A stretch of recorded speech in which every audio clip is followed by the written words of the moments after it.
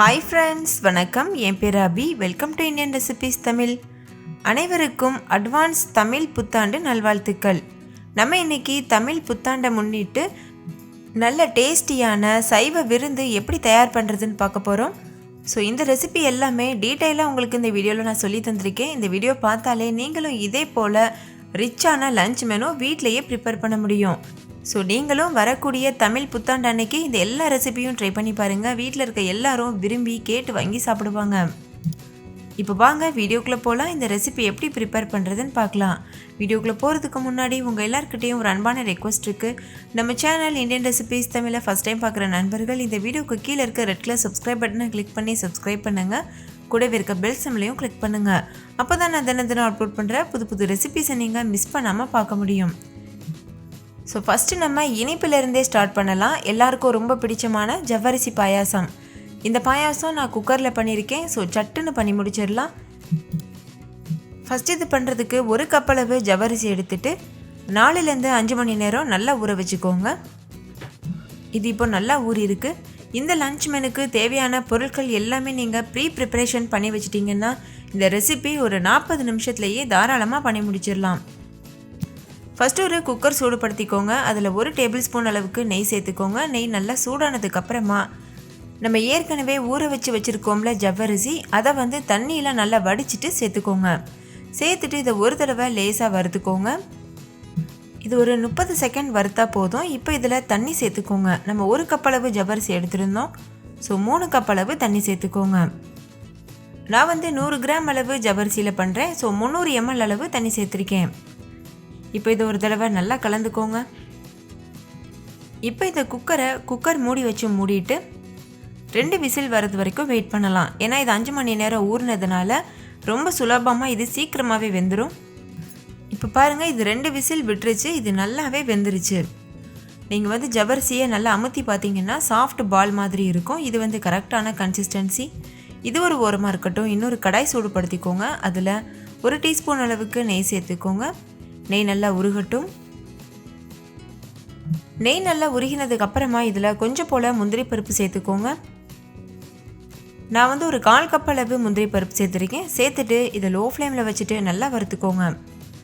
இது கூடவே கிஷ்மிஷ் பழம் சேர்த்துக்கோங்க. அதாவது உலர் திராட்சை.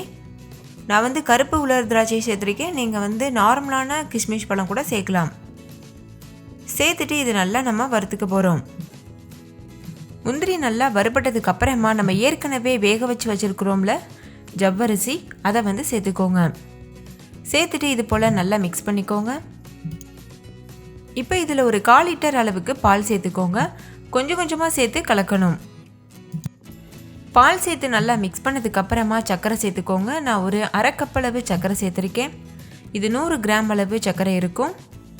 சேர்த்துட்டு இதையும் நல்லா மிக்ஸ் பண்ணிக்கோங்க.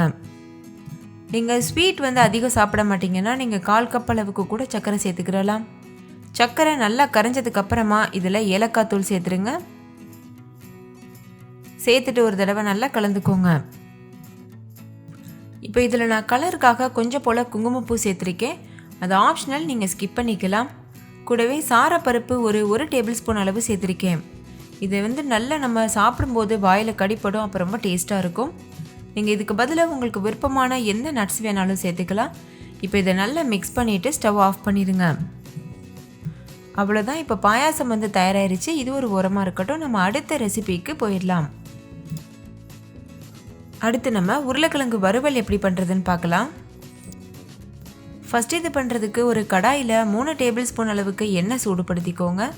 எண்ணெய் நல்லா சூடானதுக்கப்புறமா 1 டீஸ்பூன் சீரகம், 1 டீஸ்பூன் சோம்பு, இது 2த்தையும் சேர்த்து நல்லா பொரிய விட்டுக்கோங்க. இப்போ இது நல்லா பொரிஞ்சதுக்கப்புறமா 1 டேபிள் ஸ்பூன் அளவுக்கு பூண்டு நசுக்கி வச்சுருக்கேன். அதை நம்ம சேர்த்துடலாம். பூண்டு மட்டும் சேர்த்துருக்கேன். இப்போ இதை நல்லா மிக்ஸ் பண்ணிக்கோங்க. லோ ஃப்ளேம்லேயே வச்சுக்கோங்க. பூண்டோட பச்சை வாசனை போகிறது வரைக்கும் நல்லா இது போல் கலந்துக்கோங்க. பச்சை வாசனை போனதுக்கப்புறமா 1 பெரிய சைஸ் வெங்காயத்தை பொடியாக அரிஞ்சிட்டு சேர்த்துக்கோங்க. இதையும் நல்லா வதக்கிக்கோங்க. இது முழுமையாக வதங்கிறது வரைக்கும் நல்லா வதக்கணும். இப்போ இது கூட ஒரு 1/2 டீஸ்பூன் உப்பு சேர்த்துட்டு நல்லா வதக்கலாம். வெங்காயம் நல்லா வதங்கினதுக்கப்புறமா 1 டீஸ்பூன் மிளகாத்தூள், 1/4 டீஸ்பூன் மஞ்சள் தூள், 1/2 டீஸ்பூன் மல்லித்தூள், கொஞ்சம் போல் கரம் மசாலா இதெல்லாம் சேர்த்துட்டு நல்லா கலந்துக்கோங்க. நல்லா கலந்ததுக்கு அப்புறமா வேக வச்சு தோல் உரித்து கட் பண்ணி வச்சுருக்கிற உருளைக்கிழங்கு சேர்த்துருக்கேன். 3 உருளைக்கிழங்கு மீடியம் சைஸ் உடைய உருளைக்கிழங்கு சேர்த்துருக்கேன்.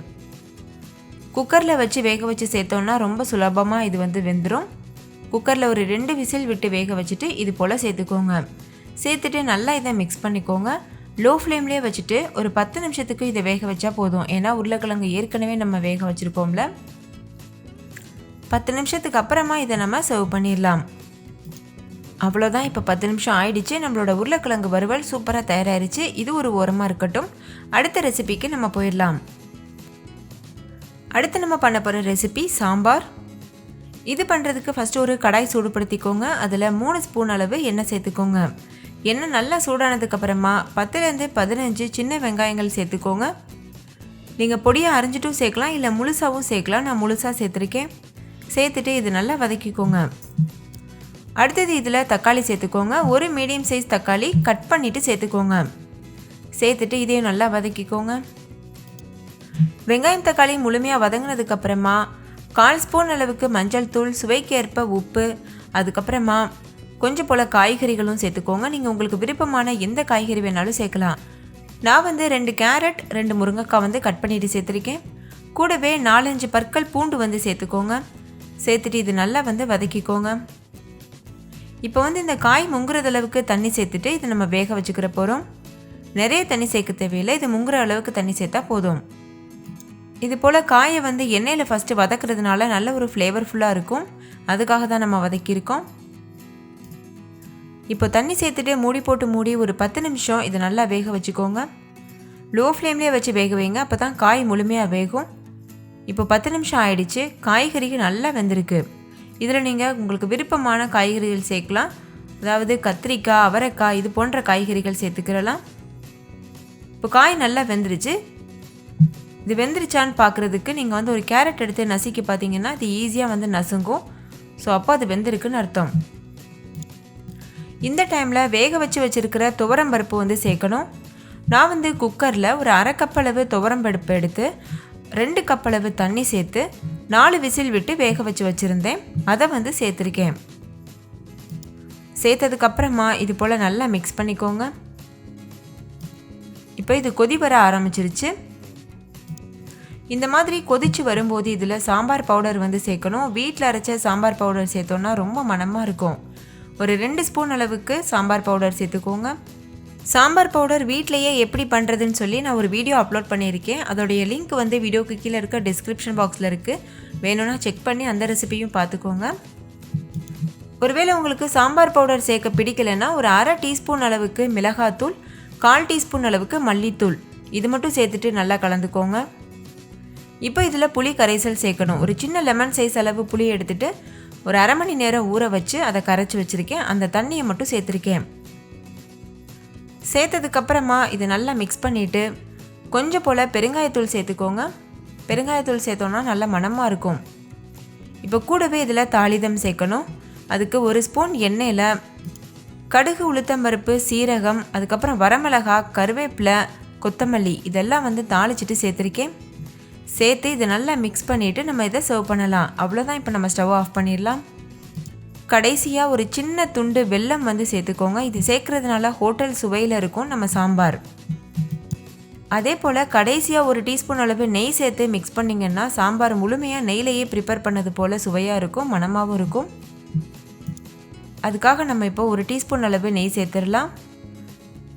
இப்போ நம்மளுடைய சாம்பார் முழுமையாக தயாராகிருச்சு. இதை நல்லா ஒரு தடவை கலந்துட்டு ஸ்டவ் ஆஃப் பண்ணிவிட்டு இது ஒரு ஓரமாக வச்சிடலாம். அடுத்த ரெசிபி பண்ண ஆரம்பிச்சிடலாம். அடுத்து நம்ம தக்காளி ரசம் எப்படி பண்ணுறதுன்னு பார்க்க போகிறோம். இது ரொம்ப ஈஸியான ரெசிபி. ஃபஸ்ட்டு ஒரு மிக்ஸி ஜார் எடுத்துக்கோங்க. ஒரு கைப்பிடி அளவு பூண்டு தோல் உரித்து சேர்த்துக்கோங்க. ஒரு கொத்து கருவேப்பிலை, 3 பச்சை மிளகாயும் சேர்த்துக்கோங்க. கூடவே ஒரு 1 டீஸ்பூன் அளவுக்கு சீரகம் சேர்த்துக்கோங்க. 1 டீஸ்பூன் மிளகு சேர்த்துக்கோங்க. சேர்த்ததுக்கப்புறமா இதில் மல்லி விதை வந்து 1 டீஸ்பூன் சேர்த்துட்டு குறப்பாக அரைச்சிக்கோங்க. இந்த அளவு கன்சிஸ்டன்சியில் இருக்கணும். இப்போ இது ஒரு ஓரமாக இருக்கட்டும். இன்னொரு பக்கம் ஒரு கடாய் சூடுபடுத்திக்கோங்க. அதில் 1 டீஸ்பூன் அளவு எண்ணெய் சேர்த்துக்கோங்க. ரசத்துக்கு அதிக எண்ணெய் செலவாகாது. 1 டீஸ்பூன் அளவுக்கு நெய் சேர்த்துக்கோங்க. நெய் சேர்க்கறதுனால நல்ல ஒரு வாசனையாக இருக்கும். நெய் நல்லா சூடானதுக்கப்புறமா கடுகு உளுத்தம்பருப்பு போட்டு நல்லா தாளிச்சிடுங்க. அடுத்து இதில் 2-3 வரமிளகாய் சேர்த்துக்கோங்க. கூடவே ஒரு கொத்து கருவேப்பிலையும் சேர்த்துட்டு இது நல்லா வறுத்துக்கோங்க. வறுத்ததுக்கப்புறமா நம்ம ஏற்கனவே அரைச்சி வச்சுருக்கிறோம்ல ஒரு பேஸ்ட், அதை வந்து சேர்த்துக்கோங்க. சேர்த்துட்டு ஒரு 30 செகண்டுக்கு மட்டும் இது நல்லா வறுத்துக்கோங்க லோ ஃப்ளேமில் வச்சுட்டு. இப்போ இதில் ஒரு பெரிய சைஸ் தக்காளியை பொடியாக அரைஞ்சிட்டு இது போல் சேர்த்துக்கோங்க. சின்ன தக்காளியாக இருந்தால் 2 சேர்த்துக்கோங்க. சேர்த்துட்டு லோ ஃப்ளேமில் வச்சு இது நல்லா வறுத்துக்கோங்க. இது நல்லா வறுபட்டதுக்கு அப்புறமா தேவையான அளவு தண்ணி சேர்த்துக்கோங்க. ரொம்ப அடிப்பிடிக்கிற மாதிரி இருந்ததுன்னா கொஞ்சம் போல் தண்ணி தெளிச்சிட்டு கூட நீங்கள் நல்லா வதக்கிக்கலாம். இப்போ வந்து சுவைக்கேற்ப உப்பு சேர்த்துட்டு ஒரு தடவை நல்லா வதக்கிக்கோங்க. உப்பு சேர்க்கறதுனால தக்காளி சீக்கிரமாகவே வதங்கிடும். இப்போ இதில் கொஞ்சம் போல் கொத்தமல்லி இலைகள் சேர்த்துட்டு வதக்கிக்கோங்க. அடுத்து இதில் புளி கரைசல் சேர்க்கணும். ஒரு எலுமிச்சம்பழம் அளவு புளி எடுத்துட்டு 1 கப் அளவு தண்ணியில் அரை மணி நேரம் ஊற வச்சுட்டு அதுக்கப்புறமா நல்லா கரைச்சிட்டு வடிகட்டி சேர்க்கணும். இப்போ நம்ம புளி தண்ணி சேர்த்தாச்சு. சேர்த்ததுக்கப்புறமா நல்லா மிக்ஸ் பண்ணிக்கோங்க. இந்த டைமில் உங்களுக்கு தேவைப்பட்டதுன்னா நீங்கள் தண்ணி சேர்த்துக்கிறலாம். நல்லா மிக்ஸ் பண்ணதுக்கப்புறமா மஞ்சள் தூள் ஒரு 1/4 டீஸ்பூன் அளவுக்கு சேர்த்துக்கோங்க. கூடவே பெருங்காயத்தூள் ஒரு 1/4 டீஸ்பூன் அளவு சேர்த்துக்கோங்க. சேர்த்ததுக்கப்புறமா நல்லா இதை கலந்துக்கோங்க. இந்த டைமில் உப்பு தேவைப்பட்டதுன்னா நம்ம டேஸ்ட் பார்த்துட்டு உப்பு சேர்த்துக்கணும். அவ்வளோதான். இப்போ இது நல்லா நுரைச்சி வர டைமில் நம்ம ஸ்டவ் ஆஃப் பண்ணிடணும். ரசம் வந்து கொதிச்சிடக்கூடாது. கொதிக்கிறதுக்கு முன்னாடி ஸ்டேஜ்லேயே நம்ம ஸ்டவ் ஆஃப் பண்ணிடணும். நல்லா வந்து நுரக்கட்டி வரும். அந்த ஸ்டேஜ் நான் உங்களுக்கு காமிக்கிறேன். பாருங்கள், இந்த மாதிரி நல்லா நுரைச்சி வர ஆரம்பிச்சிருச்சு. இது இன்னும் கொஞ்ச நேரம் விட்டோன்னா கொதிச்சிரும். கொதிச்சிருச்சுன்னா ரசம் வந்து கடுத்து போயிடும்னு சொல்லுவாங்க. டேஸ்ட் அந்த அளவுக்கு இருக்காது. ஸோ இந்த டைமில் ஸ்டவ் ஆஃப் பண்ணிவிட்டு வேறு ஒரு பாத்திரத்தில் மாற்றிட்டு இது ஒரு ஓரமாக வச்சிடலாம். நம்மளுடைய ரசமும் மணக்க சூப்பராக தயாராகிருச்சு. அடுத்தது பருப்பு வடை வந்து நான் தயார் பண்ணியிருக்கேன். மசால் வடைன்னு சொல்லுவோம்ல, நல்லா வந்து சூப்பராக முறுமுறுப்பாக உள்ள நல்லா சாஃப்டாக தயாராகிருக்கு. இந்த ரெசிபி ஆல்ரெடி நம்ம சேனலில் நான் அப்லோட் பண்ணியிருக்கேன். இதோடைய ஃபுல் ரெசிபியோட லிங்க் வந்து வீடியோக்கு கீழே இருக்க டிஸ்கிரிப்ஷன் பாக்ஸில் இருக்குது. அதே போல் மேலே இருக்க ஐகான்லேயும் நீங்கள் பார்த்துக்கிறலாம். ஸோ அந்த லிங்க்கை டச் பண்ணி நீங்கள் பார்த்துக்கோங்க. அடுத்து நம்ம மாங்காய் பச்சடி செய்ய போகிறோம். அதுக்கு ஒரு கடாய் சூடுபடுத்திக்கோங்க. அதில் 2 டேபிள் ஸ்பூன் அளவுக்கு எண்ணெய் சூடுபடுத்திக்கோங்க. எண்ணெய் நல்லா சூடு பண்ணதுக்கப்புறமா கடுகு, உளுத்தம்பருப்பு, சீரகம் இதெல்லாம் போட்டு நல்லா தாளிச்சிக்கோங்க. இது 3மே ஒரு டீஸ்பூன் அளவுக்கு சேர்த்துருக்கேன். இது நல்லா பொரிஞ்சதுக்கப்புறமா ஒரு கொத்து கருவேப்பிலை சேர்த்துட்டு நல்லா பொரிய விடுங்க. கூடவே 2-3 பச்சை மிளகாயை கட் பண்ணிவிட்டு சேர்த்துக்கோங்க. அதுக்கப்புறமா ஒரு பெரிய சைஸ் வெங்காயத்தை இது போல் அரைஞ்சிட்டு சேர்த்துக்கோங்க. சேர்த்துட்டு இது நல்லா வந்து வதக்கிக்கோங்க. லோ ஃப்ளேம்லேயே வச்சுட்டு வதக்கிக்கோங்க. வெங்காயம் சீக்கிரம் வதங்கிறதுக்காக கொஞ்சம் போல் உப்பு சேர்த்துட்டு வதக்கிக்கோங்க. இப்போ இது கூட ஒரு 1/4 டீஸ்பூன் அளவுக்கு மஞ்சள் தூள் சேர்த்துட்டு ஒரு தடவை நல்லா கலந்துக்கோங்க. அடுத்து இதில் கட் பண்ணி வச்சுருக்க மாங்காய் சேர்த்துக்கோங்க. நீங்கள் மாம்பழம் கூட சேர்க்கலாம். இல்லைன்னா அரைக்காய் அரை பழமாக இருக்கும்ல, பழுக்கிற ஸ்டேஜில் இருக்கும், அந்த மாதிரி மாங்காய் கூட சேர்க்கலாம். நான் வந்து அரைக்காயாக இருக்கக்கூடிய மாங்காய் வந்து சேர்த்துருக்கேன்.